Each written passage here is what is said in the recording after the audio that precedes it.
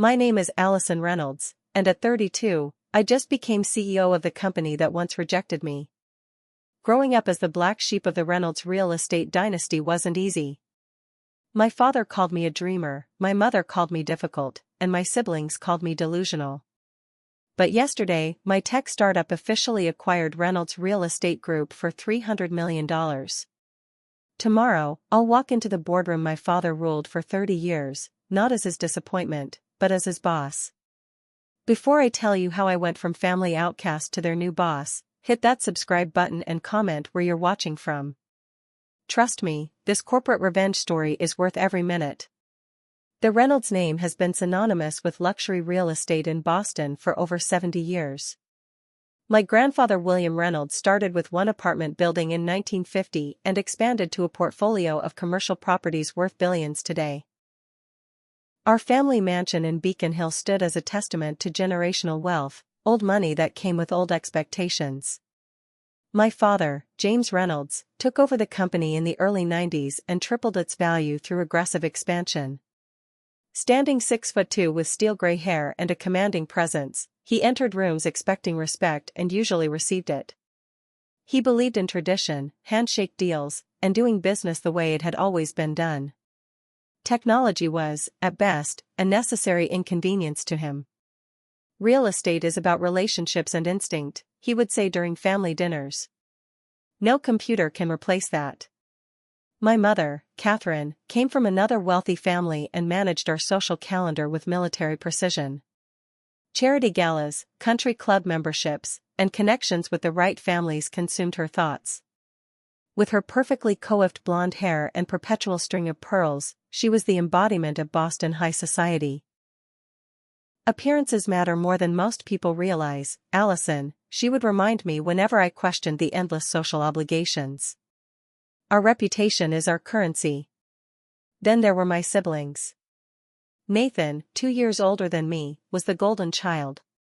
He graduated from Harvard Business School with honors, married Charlotte from the prestigious Williams family, and joined Reynolds Real Estate at 25. By 30, he was managing our commercial division and being groomed to take over when Dad retired.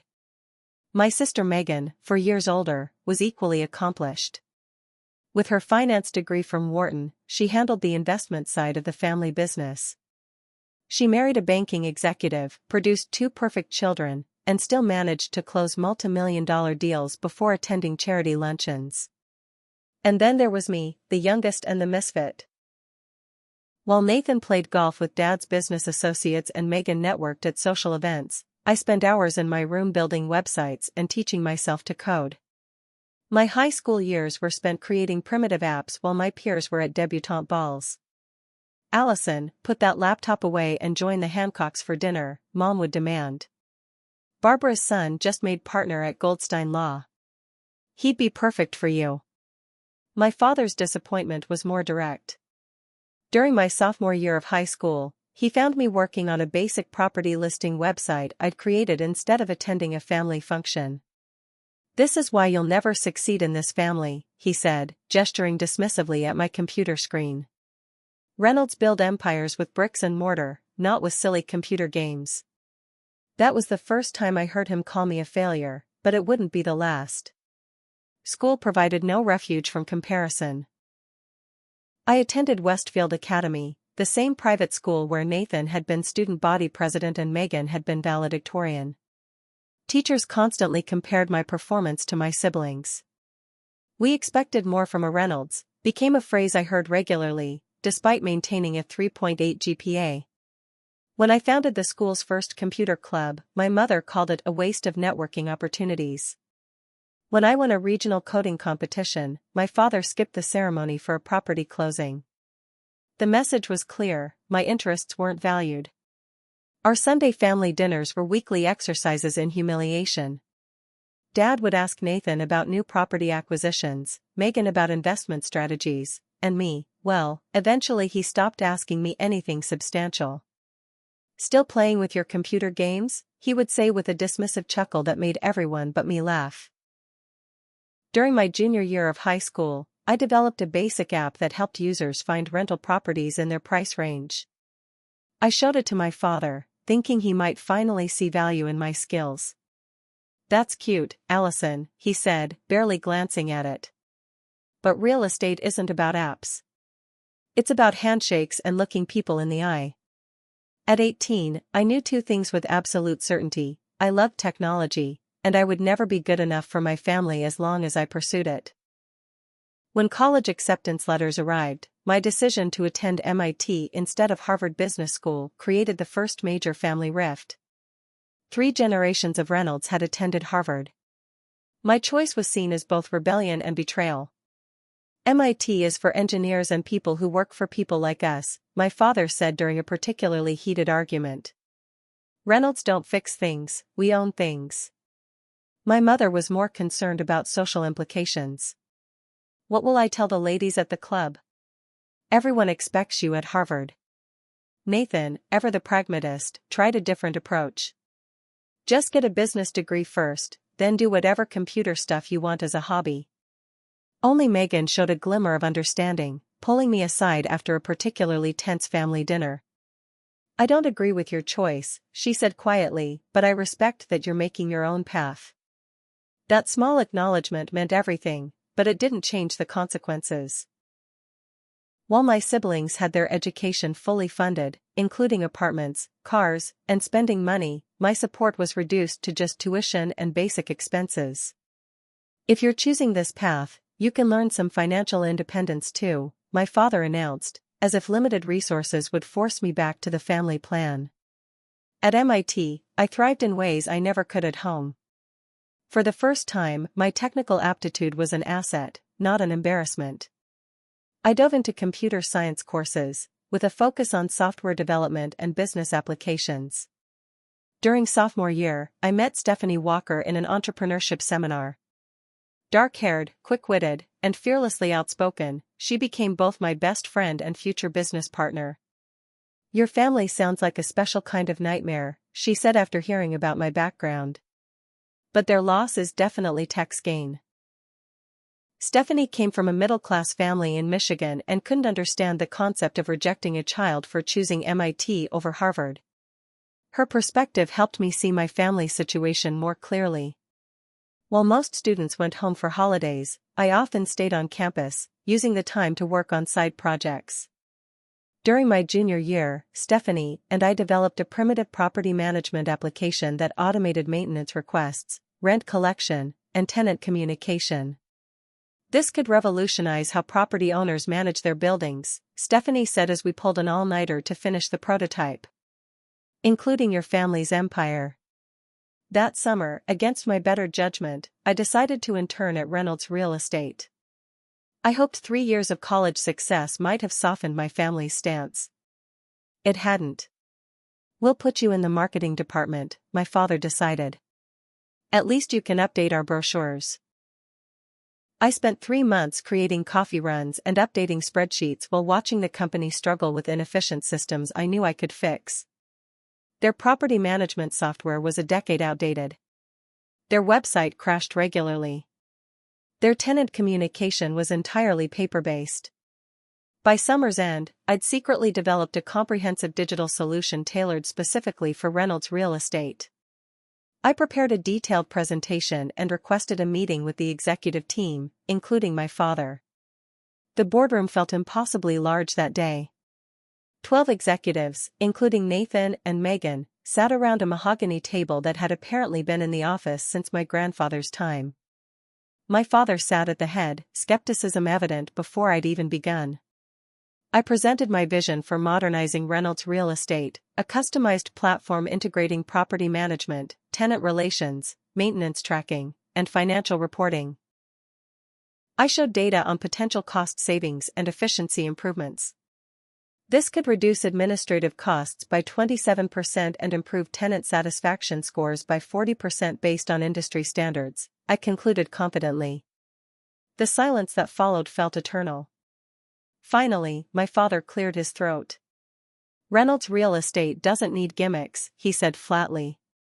"We've survived a century without your apps, and we'll survive another." Nathan nodded in agreement. "Our clients expect tradition and stability, not experimental technology." Only Megan looked conflicted, but she remained silent. As executives filed out, my father delivered the final blow. This is exactly why you'll never have a place in this company, Alison. You don't understand our business. I gathered my presentation materials with shaking hands as the room emptied. Only Megan lingered. It was a good presentation, she said quietly. Just wrong audience, wrong time. Wrong family, I corrected her. Then I walked out, vowing never to ask for their approval again. That night, I called Stephanie from my childhood bedroom, where framed family photos displayed a unity that had never included me. I'm done with them, I said through tears. They'll never see me as anything but a disappointment. Then let's give them something to really be disappointed about, Stephanie replied.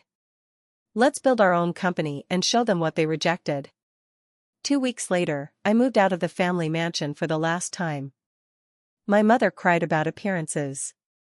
My father said I was making a mistake I'd regret. Nathan predicted I'd be back within 6 months. I left without looking back. Stephanie and I rented a tiny 2-bedroom apartment in Cambridge that doubled as our first office.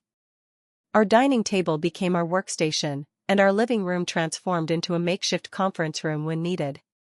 We named our company Tech Vision, not the most original name, but it captured our ambition to revolutionize how real estate companies operated through technology. Our business plan was straightforward: develop a comprehensive property management platform that would streamline operations for real estate companies. Our target market was mid-sized property management firms struggling with outdated systems. Everything we'd proposed to Reynolds Real Estate, we would now offer to their competitors. Reality hit hard during our first 6 months. Startup costs exceeded our savings faster than anticipated. We burned through my remaining college fund developing our prototype, and then began accumulating credit card debt. Ramen noodles became our standard meal. We took consulting gigs on the side to keep the lights on. Did you ever think you'd be eating discount noodles after graduating from MIT? Stephanie asked one night as we counted pennies for laundry money. Still better than eating at the Reynolds family table, I replied, only half joking. Securing funding proved nearly impossible. We pitched to 27 investors in our first year. 27 times, we were rejected. You girls have a cute idea, but property management is an old boys' game, one investor told us dismissively. Another was more direct: 2 women with no real estate experience? Come back when you've partnered with someone from the industry. During one particularly discouraging meeting, a venture capitalist spent the entire pitch meeting addressing only Stephanie, despite my role as CEO. When I followed up with questions, he responded to her instead. This is what we're disrupting, Stephanie said as we left. Not just outdated software, but outdated thinking. Meanwhile, family events became exercises in humiliation. At Thanksgiving dinner that first year, Nathan asked about my little website project with exaggerated interest. How's the computer club going? My father would ask, as if I were still in high school. My mother took a different approach: Brandon Whitfield is still single. His family's shipping company is doing very well. I could arrange a dinner. The subtext was clear: find a successful man and abandon this foolish endeavor. Christmas was worse. As family members exchanged news of promotions, property acquisitions, and investment successes, I had nothing to contribute that they valued. Alison is still figuring things out, my mother explained to relatives, as if I were unemployed instead of founding a company. After 18 months of development, we finally completed our first viable product, Property Pulse, a comprehensive management system for residential properties. It integrated tenant applications, background checks, maintenance requests, rent collection, and financial reporting in one seamless platform. Our breakthrough came from an unexpected source. A small property management company with 30 units agreed to try our system as a beta test. The owner, Martin Bailey, had been rejected for a loan by my father 10 years earlier and seemed to take pleasure in supporting a Reynolds renegade. Your family's loss is my gain, he said when signing our contract.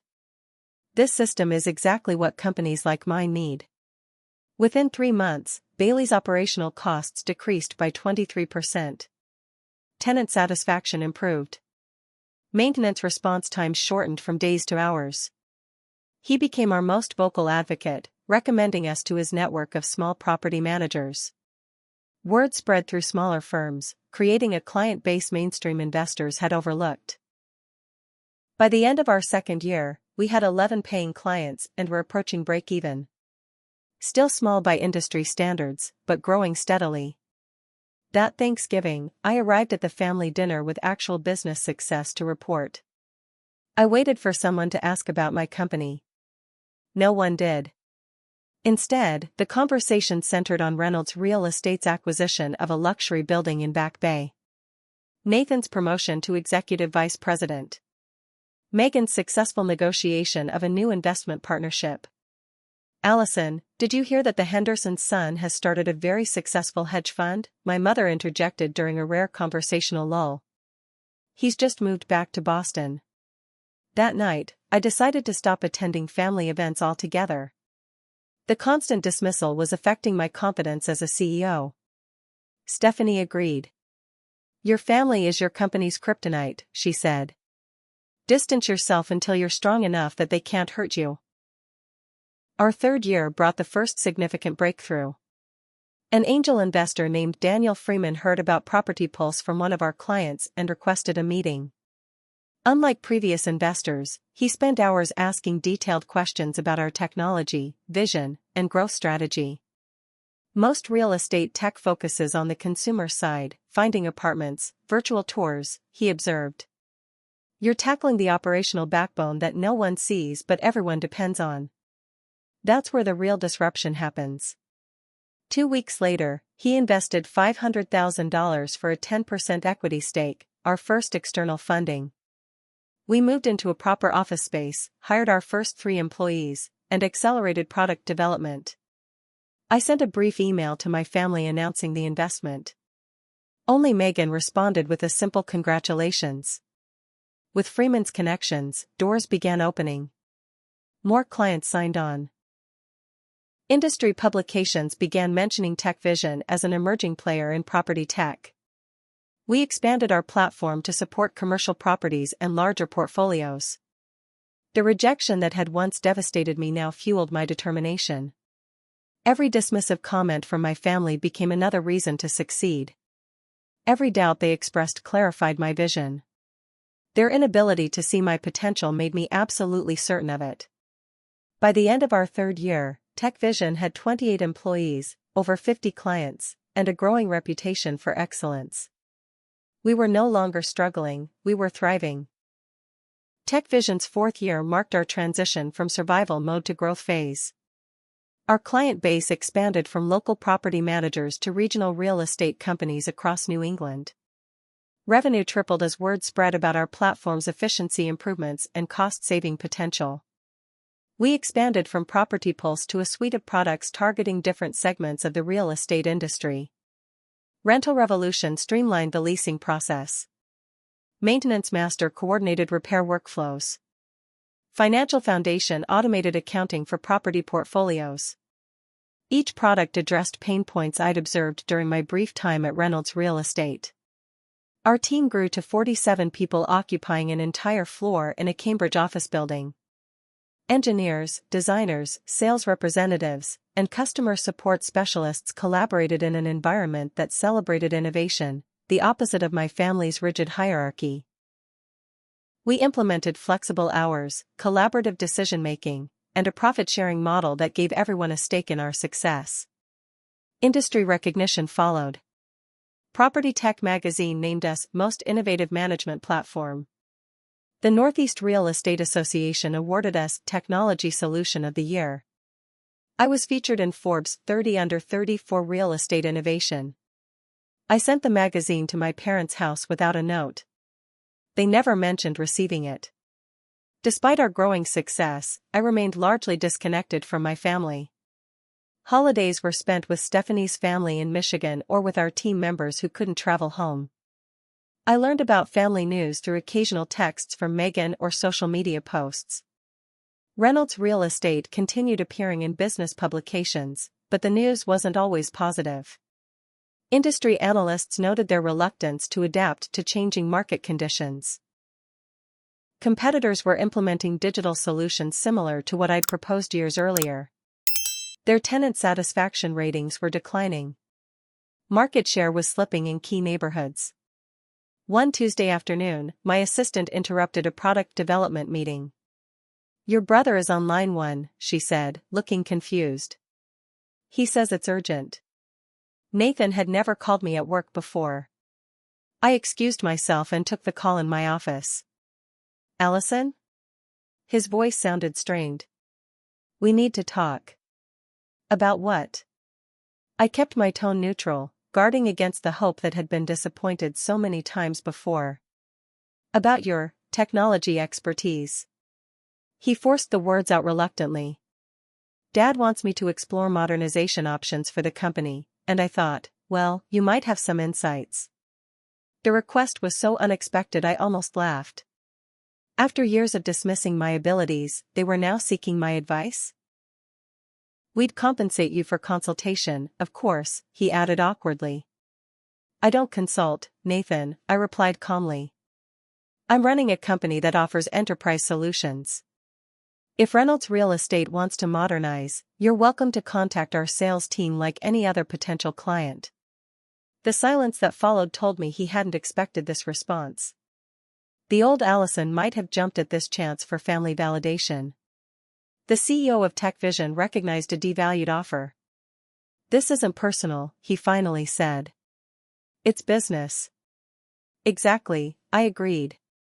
"And professionally speaking, my company doesn't offer free consulting to enterprises that can afford our services." After hanging up, I sat in momentary disbelief before calling Stephanie into my office to share what had happened. "They're finally seeing what they missed," she said, grinning. "Too little, too late." 2 weeks later, we received transformative news. Venture capital firm Horizon Partners wanted to lead our series of funding round with a $50 million investment. After thorough due diligence and multiple meetings, they valued TechVision at $500 million, making us officially a half-unicorn in startup terminology. The investment would allow us to expand nationally, enhance our product offerings, and potentially acquire complementary technologies. During the final negotiation dinner with Horizon's partners, Sarah Jenkins, their managing director, mentioned something that caught my attention. "We're particularly excited about your potential to disrupt legacy players who've resisted digitization," she said. "Including some of those old-money real estate dynasties in Boston." Later that week, during our executive strategy session to plan how we'd use the new capital, our CFO Thomas Lin presented a growth strategy that included potential acquisitions. "We should consider acquiring companies with strong market positions but weak technology infrastructure," he suggested. "We can leverage their client base while implementing our systems." On the projected screen appeared a list of potential acquisition targets based on market analysis. Fifth on the list, Reynolds Real Estate Group. My heart pounded as Thomas continued his presentation, outlining why each company made strategic sense. When he reached Reynolds Real Estate, he highlighted their established market presence, extensive property portfolio, and declining competitive position. "They've been losing market share for 6 consecutive quarters," he noted. "Their technology infrastructure is at least a decade outdated. They're ripe for disruption, or acquisition." No one in the room except Stephanie knew my connection to the company. I maintained a neutral expression as Thomas finished his presentation and opened the floor for discussion. Our executives debated the merits of each potential target, discussing integration challenges, market benefits, and financial projections. When Reynolds Real Estate came up, our Chief Strategy Officer Kelly Barnes made a compelling case. "Their client roster alone would accelerate our growth by years," she argued. "And their operational inefficiencies are exactly what our platform solves. It's a perfect match on paper." I remained silent during the discussion, processing the surreal possibility that had just emerged. Could I actually acquire my family's company? Should I? After the meeting, Stephanie followed me into my office and closed the door. You're thinking about it, aren't you? She asked. Is it crazy? I countered. Is it vindictive? It's business, she said, echoing Nathan's words from weeks earlier. Their company fits our acquisition criteria perfectly. The fact that they happen to be your family is secondary. That evening, I stayed late reviewing Reynolds Real Estate's public financial reports. Their resistance to modernization had indeed damaged their competitive position. Property management fees were down. Vacancy rates were up. Operating expenses were climbing while revenue stagnated. My father's stubbornness was costing them millions. I called our legal team the next morning to discuss potential conflicts of interest. Because I had no financial stake in Reynolds Real Estate and hadn't been employed there in any meaningful capacity, there were no legal barriers to pursuing acquisition. I would need to disclose my relationship during due diligence, but it didn't disqualify us from proceeding. The question wasn't whether we could acquire Reynolds Real Estate, but whether we should. I spent a weekend alone at my apartment, weighing the personal and professional implications. Would acquiring my family's company seem like revenge? Would it compromise my leadership objectivity? Would it bring my family's dysfunction into my thriving company culture? By Monday morning, I had my answer. This acquisition made business sense regardless of my personal history. Reynolds Real Estate had exactly what we needed to scale: market presence, property portfolio, industry relationships, and we had exactly what they needed to survive: technological innovation, operational efficiency, and modern leadership. I called an executive meeting and announced my decision. We're pursuing Reynolds Real Estate as our primary acquisition target, I stated confidently. And yes, full disclosure, it's my family's company. But we're pursuing it because it makes business sense, not personal sense. I outlined my relationship with the company and my family, something I'd never fully shared with most of my executive team. I explained why I would remain objective during the process and how we would handle any perception of conflict. If at any point you believe my judgment is clouded by personal history, I expect you to say so, I told them. This has to work as a business decision or we don't do it. The team unanimously supported moving forward. We developed an acquisition strategy that began with approaching non-family board members confidentially. Thomas and our legal team would lead initial discussions to maintain appropriate distance between me and the negotiations. Within days, we discovered Reynolds Real Estate was in worse condition than publicly reported. The board was already considering strategic alternatives, including potential sale. My father had been fighting modernization efforts, creating internal conflict with other executives and directors who recognized the urgent need for digital transformation. We submitted a confidential acquisition offer through intermediaries, not yet revealing TechVision as the potential buyer. The initial response was encouraging. The board was interested, pending due diligence and final terms. Only when we reached the advanced negotiation stage did we reveal TechVision as the acquirer. By then, the non-family board members were already convinced of the deal's merits. Their reaction to learning I was behind the offer varied from amusement to admiration. Harold Thompson, who had served on the board since my grandfather's time, actually laughed out loud. "James is going to have a coronary," he said during a private call. "But this company needs exactly what you're offering, Alison. Your grandfather would have seen that, even if your father can't." The final negotiation session took place in our Cambridge headquarters. Reynolds Real Estate was represented by their executive team and board members, excluding my family. After 12 hours of intense discussion, we reached agreement on terms: $300 million in cash and stock for full acquisition, with Reynolds maintaining its brand identity as a division of TechVision. When the board voted to accept our offer the following week, my father reportedly stormed out of the meeting. The acquisition was approved without his support, a first in the company's history. The press release went out on a Monday morning: TechVision acquires Reynolds Real Estate in $300 million deal. Business publications covered the story as a classic disruption narrative, the innovative upstart acquiring the established player. Only a few noted the personal connection: Reynolds' scion returns to lead family business after technology success. That afternoon, I received my first direct contact from my father in nearly 2 years, a text message containing just 3 words: "We need to talk."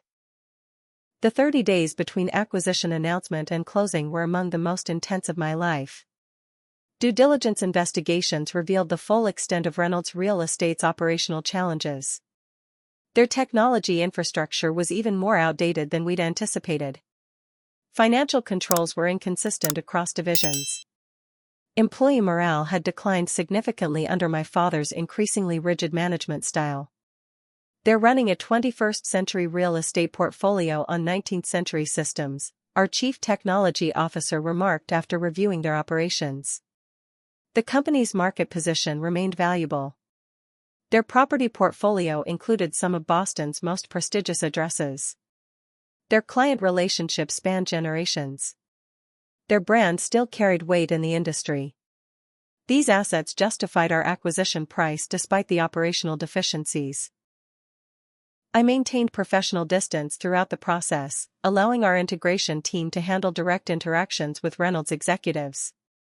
Though technically still CEO of an independent company until closing, my father had effectively been sidelined by the board. Nathan was serving as interim operating executive, with Megan managing client communications. Neither had contacted me directly since the announcement. I struggled with complex emotions as the acquisition progressed. Professional pride in TechVision's growth mixed with lingering doubts about my motives. Was I proving my worth to my family or proving them wrong? Was I rescuing the company my grandfather built or taking revenge on those who dismissed me? Stephanie became my sounding board during late-night strategy sessions. "Both things can be true," she observed one evening as we reviewed integration plans. "You can be making a sound business decision and feeling personal vindication. The question is which one is driving your decisions now." She was right. I needed to ensure my leadership remained focused on business outcomes, not family dynamics. I scheduled individual meetings with each executive team member to review their integration responsibilities and emphasize our company values throughout the process. "We're acquiring a company, not a family," I told them. "Our decisions need to serve TechVision's mission and shareholders, not my personal history." Legal complexities required careful navigation. The acquisition agreement included retention bonuses for key Reynolds executives, excluding my immediate family members. Nathan and Megan would be offered leadership roles based on merit and fit within our organization, not family relationship. My father would receive a generous consulting agreement that essentially served as a dignified exit package. As closing day approached, non-family Reynolds executives began meeting with our integration team. Many expressed relief about the acquisition, having recognized the company's need for modernization for years. "Your father is brilliant in many ways," shared Linda Morrison, their chief operating officer for 15 years. "But his resistance to digital transformation has been our biggest strategic vulnerability." 3 days before closing, our legal team reported a potential complication. My father was attempting to challenge the board's approval of the acquisition, claiming they had undervalued the company. His effort had little legal merit. The valuation was supported by multiple independent analyses, but could potentially delay closing. I had avoided direct contact with my family throughout the process, but this development required intervention. After consulting with our legal team, I requested a private meeting with my father at a neutral location, a conference room at his attorney's office. Seeing him for the first time in nearly 2 years was jarring. He looked older, the lines in his face deeper. His traditionally imposing presence seemed diminished somehow. He sat across the table, flanked by his attorney, while I was accompanied by our general counsel. "Why are you doing this, Alison?" he asked without preamble. "Is this some kind of revenge?" "This is a business decision," I replied evenly. Reynolds Real Estate has valuable assets but faces serious operational challenges. TechVision has solutions to those challenges. The acquisition benefits both companies. "You're dismantling everything I built," he countered, anger edging his voice. "I'm saving what grandfather built," I corrected him. "The company is losing market share quarter after quarter." The board approved this acquisition because they recognize it's necessary for survival. His attorney attempted to discuss potential adjustments to the terms, but it quickly became apparent this meeting wasn't actually about legal concerns. It was about my father's inability to accept that his daughter, the one he'd dismissed as a failure, was now acquiring his company. The terms are fair, I stated firmly. Multiple independent valuations confirm it. Challenging this acquisition won't change the outcome, it will only damage the company further by delaying necessary modernization. For a moment, I glimpsed vulnerability beneath his anger. This company had been his identity for decades. Losing control represented more than a professional setback, it was a personal one. The Reynolds name will continue, I offered, softening slightly. The brand maintains its identity as a division of TechVision. The legacy your father started will endure, just in a form that can compete in today's market. He sat silently for several seconds before asking his attorney for privacy. When we were alone, he spoke with uncharacteristic directness. I never understood your obsession with technology, he admitted. I thought you were rejecting everything important about our family business. I wasn't rejecting real estate, I explained. I was trying to evolve it. Everything I built at TechVision started with solving problems I saw at Reynolds. Another long silence followed before he asked, "What happens to Nathan and Megan?" "They'll be offered positions based on their qualifications and performance, like everyone else," I answered honestly. This isn't about family dynamics anymore. It's about building the most effective organization possible. The next morning, his attorney contacted our legal team to withdraw the challenge. The acquisition would proceed as scheduled. Closing day arrived with the ceremonial signing of final documents. My father didn't attend. Nathan represented the Reynolds executive team, maintaining professional composure despite the awkward circumstances. Megan attended as an observer, her expression unreadable. As pen scratched across signature lines, completing the transaction that had seemed impossible just months earlier, I felt strangely hollow. The professional achievement was undeniable. TechVision had acquired a major industry player, instantly expanding our market presence and portfolio. Yet the personal significance felt unresolved. After the signing, Nathan approached me directly for the first time since the acquisition process began. "So you're my boss now," he stated with an attempt at humor that didn't quite mask his discomfort. "Technically, yes," I acknowledged. "But organizational structures will evolve during integration. Your role will depend on where your skills add the most value." He nodded stiffly before adding, "Dad's taking this hard." "I know," I replied simply. There was nothing else to say. Megan joined us, completing the first sibling reunion in over a year. For a moment, none of us spoke, the weight of changed family dynamics hanging between us. "Congratulations," Megan finally offered. "What you've built is impressive. I just wish that it hadn't come to this?" I finished for her. She nodded. "Family businesses are complicated enough without all this." "This was always a business decision," I maintained. "The family complications came from decisions made long before the acquisition." As they turned to leave, Nathan paused. "The board meeting tomorrow, will you be there?" "Yes," I confirmed. "As CEO of the parent company, I'll be addressing the combined executive team." His expression tightened slightly. "Dad says he's coming too." As they walked away, Stephanie appeared at my side. "Ready for tomorrow?" she asked. I took a deep breath, considering the confrontation that likely awaited. "Ready as I'll ever be." I woke before dawn on the day of the first post-acquisition board meeting, my mind racing with preparations. This would be my first official appearance at Reynolds headquarters as CEO of the parent company. More significantly, it would be my first professional confrontation with my father since the acquisition. I deliberated longer than usual over my appearance. The temptation to overcompensate, to dress more formally than necessary to prove my authority, was strong. Instead, I chose a tailored navy suit that projected confidence without ostentation. Professional but not trying too hard. I added my grandmother's simple pearl earrings, a subtle connection to family legacy that felt appropriate for the occasion.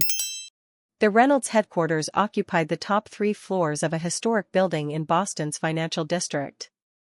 The last time I'd entered this building was the day of my failed presentation 3 years earlier. Today I would enter as CEO. My executive team and I arrived 30 minutes early to prepare. The security guard at the reception desk didn't recognize me at first. "I need to see some ID, ma'am," he requested. "Of course," I replied, presenting my credentials. "I'm Alison Reynolds, CEO of TechVision, the parent company of Reynolds Real Estate." His eyes widened slightly in recognition. "Ms. Reynolds. I'm sorry, I didn't realize." "No apology necessary," I assured him, noting his nameplate. "Thank you for your diligence, Frank." As we rode the elevator to the executive floor, Stephanie squeezed my arm supportively. "Ready to sit in the big chair?" I nodded, maintaining outward composure despite my racing heart. The executive assistant outside the boardroom, Margaret Wilson, had worked for my father for 20 years. Her shocked expression when she saw me enter spoke volumes. "Good morning, Margaret," I greeted her. "It's been a while." "Ms. Reynolds," she stammered. They didn't tell me you'd be leading the meeting?" I finished for her. "As CEO of the parent company, I'll be chairing today's session. Has anyone arrived yet?" She quickly regained her professional demeanor. "The non-family board members are in the side conference room. Your brother and sister are in Mr. Reynolds, in the CEO office. Your father has not yet arrived." "Thank you. We'll set up in the boardroom." The massive mahogany boardroom hadn't changed in decades. Oil paintings of Boston landmarks and past company leaders, including my grandfather, lined the walls. The table that had seemed so intimidating during my presentation years ago now awaited my leadership. My team efficiently prepared presentation materials as board members began filing in. Each greeted me with varying degrees of comfort, from Harold Thompson's warm handshake to Richard Blackwell's stiff nod. Nathan and Megan entered together, taking seats opposite mine without making eye contact. At precisely 9:00 a.m., the scheduled start time, I called the meeting to order despite my father's absence. "Good morning, everyone. I'm Alison Reynolds, CEO of TechVision, now the parent company of Reynolds Real Estate Group. Thank you for being here as we begin this transition. Today we'll outline the integration process, address immediate operational priorities, and answer your questions about our combined future." As I began reviewing the agenda, the boardroom door swung open forcefully. My father stood in the doorway, his expression thunderous. For a moment, the room fell completely silent.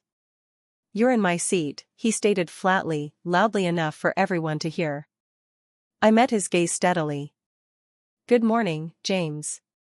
We've started the meeting as scheduled. Please take any available seat and we'll continue." Instead of complying, he remained in the doorway. "This is my company. My boardroom. My chair." Nathan shifted uncomfortably. Megan stared at the table. Board members exchanged glances. "Reynolds Real Estate is now a division of TechVision," I replied calmly. "As outlined in the acquisition agreement that the board approved. I'm chairing this meeting as CEO of the parent company." "This is ridiculous," he declared, his voice rising. "I built this company into what it is today. I won't be displaced by my own daughter playing entrepreneur with her little computer games." The dismissive language he'd used throughout my life now seemed small and petty in this professional context. Several board members looked embarrassed for him. "James," Harold Thompson interjected firmly. The board voted. "The acquisition is complete. Please sit down so we can proceed professionally." My father's gaze swept the room, perhaps searching for allies, finding none. His face flushed deeper. "This is how you repay your family?" he directed at me. "By staging a hostile takeover?" "This was a standard acquisition, not a hostile takeover," I corrected him. "The board approved it because it was the best path forward for the company. This isn't personal, James. It's business. Bullshit, he spat. This is about revenge. The room collectively tensed at his outburst. I remained outwardly calm despite my racing heart. Your perspective is noted, I replied evenly. However, this meeting will proceed according to agenda. You're welcome to stay and contribute constructively, or you may leave if you prefer. Either way, we're moving forward. For a moment, I thought he might continue arguing. Instead, he turned abruptly and stormed out, slamming the door behind him. The silence that followed felt interminable. Finally, I glanced down at my notes and continued as if the interruption had been minor. As I was saying, our integration timeline has 3 phases. The remainder of the meeting proceeded professionally. We outlined transition plans, introduced key Tech Vision team members who would lead integration efforts, and addressed questions from Reynolds executives. Throughout the presentation, I emphasized that decisions would be based on business value, not personal history. Our goal is to preserve what works well at Reynolds while implementing improvements where needed, I explained. This isn't about erasing the past, it's about building a stronger future together. Nathan remained silent throughout most of the discussion, but Megan engaged substantively, asking detailed questions about how the financial systems would integrate. Her professional focus despite the family drama impressed me. As the meeting concluded, executives filed out until only my siblings and I remained in the boardroom where we'd sat through countless family business discussions growing up, though never as equals until today. That went well, I observed dryly, breaking the awkward silence. Did you expect anything different from Dad? Nathan asked. Not really, I admitted. But professional standards exist for a reason. Megan looked troubled. He's built his entire identity around being CEO of this company. This transition was always going to be difficult for him. I understand that, I acknowledged. But his resistance to change is exactly what put Reynolds in a position to need this acquisition. Nathan ran a hand through his hair, a nervous gesture he'd had since childhood. What happens to us now? The question held layers of meaning beyond the professional implications. What happened to us as siblings? As a family? Professionally, you both have valuable experience and institutional knowledge, I answered carefully. There are roles for you if you want them, based on merit and fit within our organization. And if we don't want them? Megan asked. Then your contracts include fair severance terms, I replied honestly. This transition works best with your involvement, but it will proceed either way. Nathan looked away, clearly struggling with the new reality. Megan studied me with new awareness. You really did it, she said quietly. You built something successful enough to acquire the company that rejected you. That's impressive. Coming from Megan, who had rarely offered praise, the acknowledgement meant more than she likely realized. Thank you, I replied simply. As they gathered their materials to leave, Nathan paused at the door. He's still our father, he said, not meeting my eyes. Whatever happens with the company. After they left, I remained alone in the boardroom that had once symbolized everything I couldn't access. The paintings of past company leaders stared down at me, all men, all cut from the same cloth as my father. Soon a new portrait would join them, a different kind of leader for a different era. Stephanie found me there, still processing the confrontation and its aftermath. Well, she prompted. He reacted exactly as expected, I replied. Anger, accusations, dramatic exit. And how are you feeling about it? I considered the question carefully. Validated professionally. Conflicted personally. She nodded understanding. Complicated feelings make sense for complicated situations.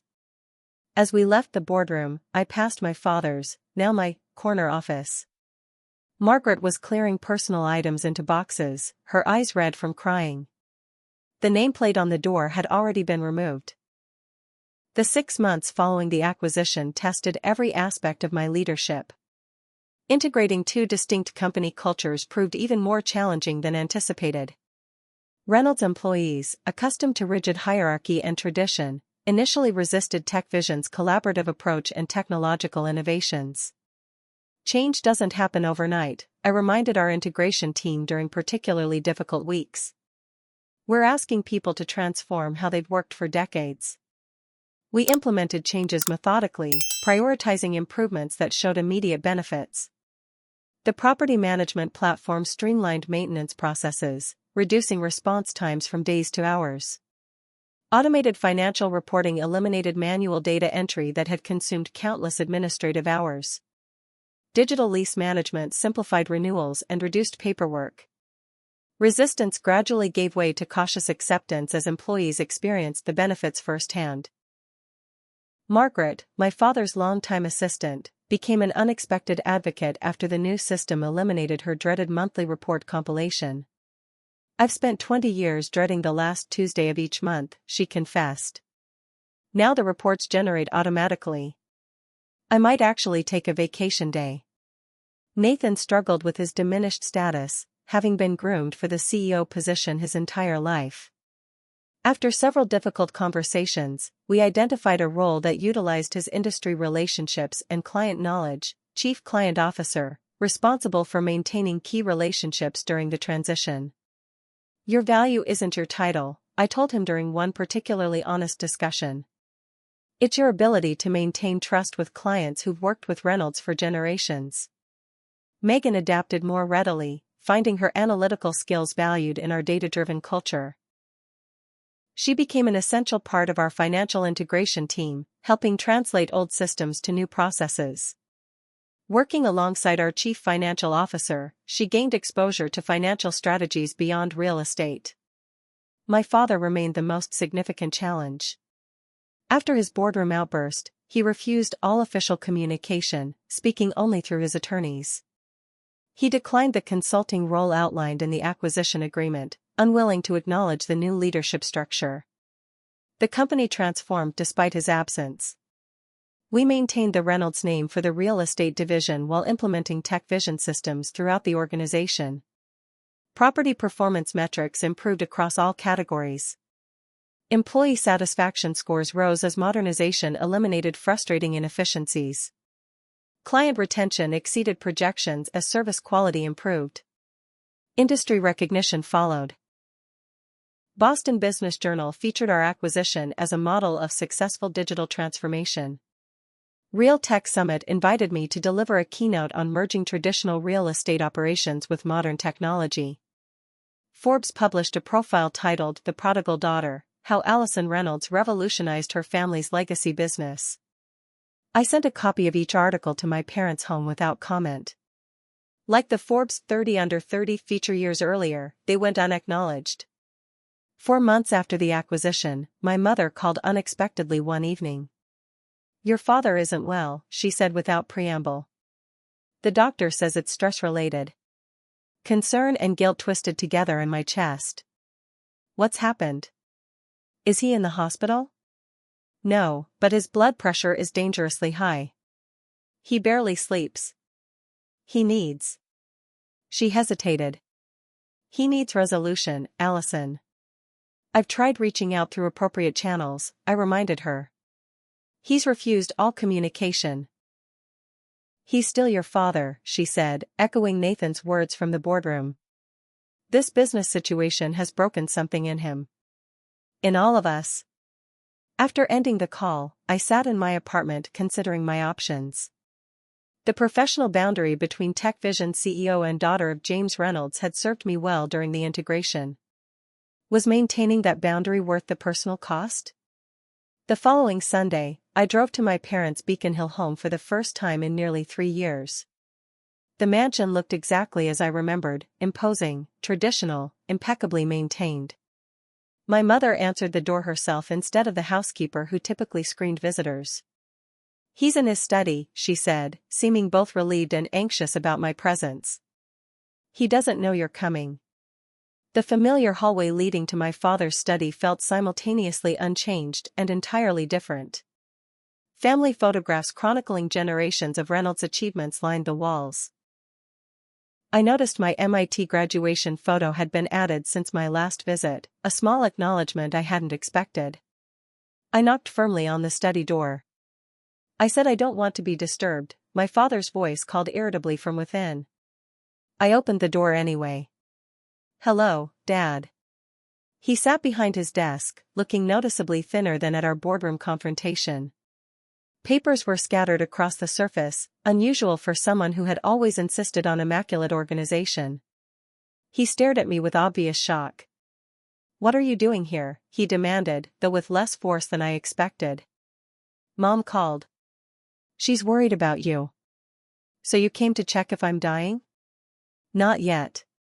You'll have to wait a bit longer to complete your takeover."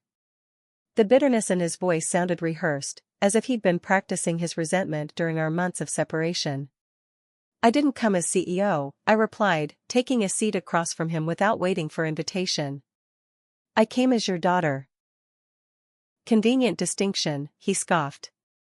"Actually, it's been incredibly inconvenient," I countered. Separating personal history from professional decisions has been the most challenging aspect of this entire process. For several minutes, we sat in uncomfortable silence. Finally, I tried a different approach. "The company is doing well," I offered. "Quarterly performance is up 17% from last year." Something flickered in his expression, professional interest temporarily overriding personal resentment. "Which divisions?" he asked despite himself. "All of them. Commercial properties are showing the strongest improvement. The Lincoln Street portfolio you acquired last year is performing particularly well with the new management system." He nodded slightly, almost involuntarily. "The Lincoln properties needed better operational oversight." "Which they now have," I agreed. "The automated maintenance tracking has reduced costs by 23% while improving tenant satisfaction." For the next hour, we discussed business performance in detail, the safest territory for reconnection. He asked increasingly specific questions about implementation strategies and results. I answered honestly, including both successes and challenges. Gradually, the conversation shifted from adversarial to analytical. "You've retained more of the original structure than I expected," he observed. "We kept what worked," I explained. "Reynolds' market position and client relationships were never the problem. The operational inefficiencies were." "The same operational inefficiencies you tried to address 3 years ago," he acknowledged, surprising me with the admission. "Yes." He leaned back in his chair, studying me with new consideration. "I was wrong about the technology," he said finally. "Not entirely wrong about everything, but wrong about that." Coming from my father, this qualified acknowledgement represented unprecedented concession. I accepted it as the olive branch it was intended to be. "I was wrong about some things too," I offered in return. "Assuming traditional real estate knowledge wasn't valuable. Dismissing relationship building as less important than efficiency. The best approach combines both our perspectives." He nodded slowly, something like respect entering his expression for perhaps the first time. "Your grandfather would have adapted better than I did," he admitted. "He was always looking for the next innovation. I became too comfortable with established methods." The mention of my grandfather created an unexpected opening. I'd been thinking about him a lot during this transition. About legacy and how it evolves. "William would have appreciated what you've built," my father said quietly. "He would have understood it better than I did." This acknowledgement, more than any business success, felt like true validation. Before leaving, I extended a professional invitation. "We're holding an open house at headquarters next month to showcase the newly integrated systems. Former executives are welcome to attend. It would mean something to the team if you were there." He didn't commit immediately, but he didn't refuse either, progress compared to his previous position. 2 weeks later, my mother called again. "Your father has a question about the open house. Does the invitation include me as well?" "Of course," I assured her. "The whole family is welcome." The event marked a turning point in our family dynamics. My father attended wearing a Reynolds real estate pin on his lapel, acknowledging his connection to the company without claiming authority. He asked thoughtful questions about the technology implementations and even complimented several innovations directly. Nathan and Megan had gradually found their places within the reorganized company. Nathan's client relationships proved invaluable during the transition, and his growing comfort with our collaborative culture made him increasingly effective. Megan thrived with access to sophisticated financial tools that amplified her analytical abilities. My mother, surprisingly, became an unexpected advocate for change. After attending several company events, she developed genuine interest in how technology was transforming the industry her family had inhabited for generations. "I never really understood what you were trying to build," she admitted during a private lunch. "I just knew it wasn't what we expected." "That's the nature of innovation," I replied. "It's rarely what anyone expects." 6 months after the acquisition, we held a formal ribbon cutting for the fully integrated headquarters. Both TechVision and Reynolds employees attended, now functioning as a unified team rather than separate cultures. My father stood with my mother in the audience as I addressed the gathered employees and press. "Today represents not just the completion of a business integration," I stated, "but the evolution of a legacy." Reynolds Real Estate has been a cornerstone of Boston's property market for generations. TechVision has brought new approaches to an established industry. Together, we're creating something stronger than either company could achieve alone. As applause followed, I spotted my father nodding slightly, not enthusiastically, but with measured acceptance. Progress, not perfection. Later, during the reception, he approached me with an unexpected request. "I'd like to see your original presentation," he said. "The one you made 3 years ago that I dismissed." "Why now?" I asked, genuinely curious. "To understand what I missed," he replied simply. "To see where this journey really began." That evening, I emailed him the presentation that had once represented my greatest professional rejection. His response came the following morning, brief but significant. "You saw the future." "I didn't." "That's why you're leading now." Family dinner the following Sunday felt different from any I'd experienced growing up. Discussion included business but wasn't dominated by it. My contributions received the same consideration as my siblings. My father asked questions instead of making pronouncements.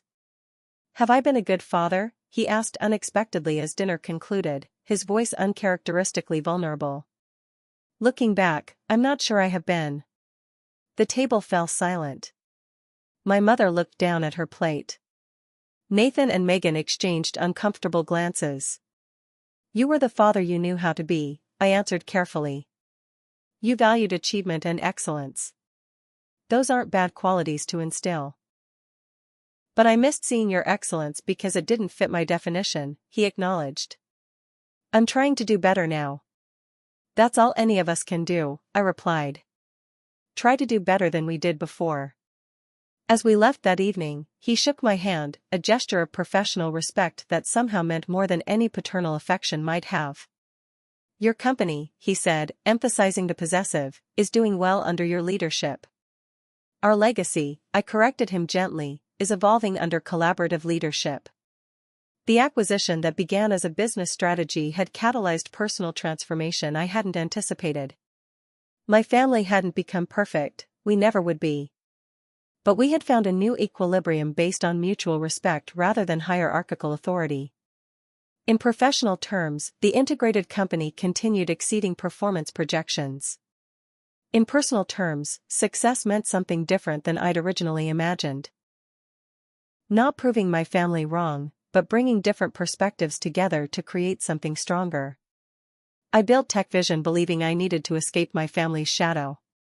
Instead, I ended up transforming their legacy while reconnecting with them on new terms. The failure they once saw in me became the innovation that saved what my grandfather built. Sometimes the most meaningful victories aren't the ones we initially pursue. So what's the lesson in all this? Have you ever felt underestimated by those who should have believed in you most? How did you respond? Did you try to prove them wrong, or did you forge your own path regardless of their approval? Comment below and share your story. Don't forget to hit that like button and subscribe if you want more real-life business journeys like this one. Remember, sometimes being underestimated is your greatest advantage. It means no one sees you coming until you've already won. Thank you for watching, and I'll see you in the next video.